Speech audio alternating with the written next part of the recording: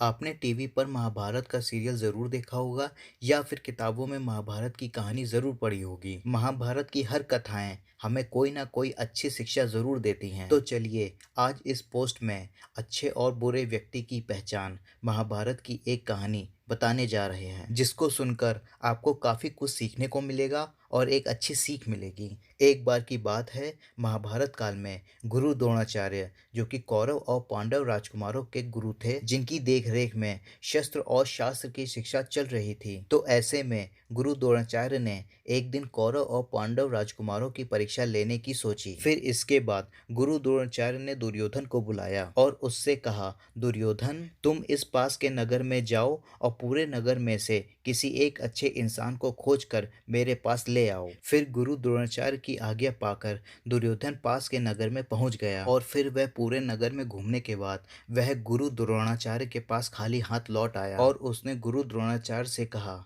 हे गुरु, मैंने पूरे नगर में अच्छे इंसान को बहुत ढूंढा, लेकिन मुझे नगर में एक भी अच्छा इंसान नहीं दिखाई दिया। अब गुरु द्रोणाचार्य ने युधिष्ठिर को बुलाया और कहा, युधिष्ठिर, अब तुम नगर में जाओ और पूरे नगर में कोई एक बुरा इंसान खोजकर उसे यहाँ ले आओ। फिर गुरु की आज्ञा पाकर राजकुमार युधिष्ठिर नगर में गए और काफी खोजने के बाद खाली हाथ लौट आए और गुरु द्रोणाचार्य से बोले, हे गुरुदेव, मैंने पूरे नगर में बुरे इंसान को बहुत ढूंढा, लेकिन मुझे एक भी बुरा इंसान नहीं दिखाई दिया। सभी शिष्य उत्सुकतापूर्ण यह सब देख रहे थे, लेकिन उन्हें समझ कुछ नहीं आया। तो राजकुमारों ने गुरु द्रोणाचार्य से पूछा, हे गुरुदेव, कृपया हमें बताएं कि आपने यह प्रयोग क्यों किया। क्यों दोनों राजकुमार आपके बताए अनुसार अच्छे बुरे इंसान को ढूंढ लाने में असफल रहे हैं। फिर राजकुमारों की बात सुनकर गुरु द्रोणाचार्य बोले, मैं तुम सबको यही बताना चाहता हूँ कि जैसा हमारा मन होता है वैसा ही हमें चारों तरफ दिखाई देता है। दुर्योधन के अंदर बुराई छुपी हुई है,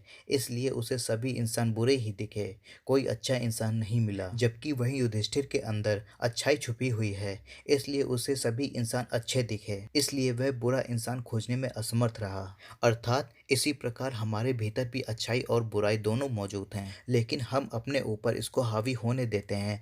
ऐसा ही हमें सब कुछ दिखाई देता है, जिसका कि आप खुद ही आंकलन कर सकते हो कि आप कैसे इंसान हो। आप अपने चारों तरफ देखें, आपको किस तरह के इंसान ज्यादा दिखते हैं। क्या आपको भी हर चीज में शिकायत रहती है?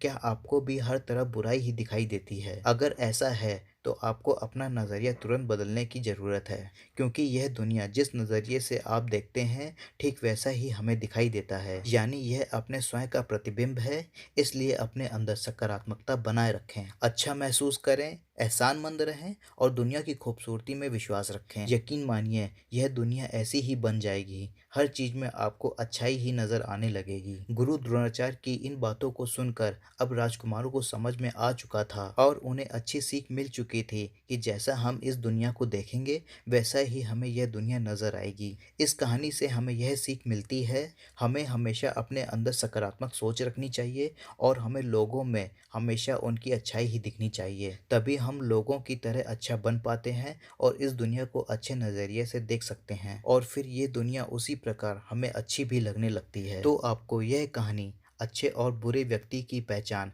महाभारत की कहानी कैसी लगी, कमेंट बॉक्स में ज़रूर बताएं और इस कहानी को भी शेयर ज़रूर करें।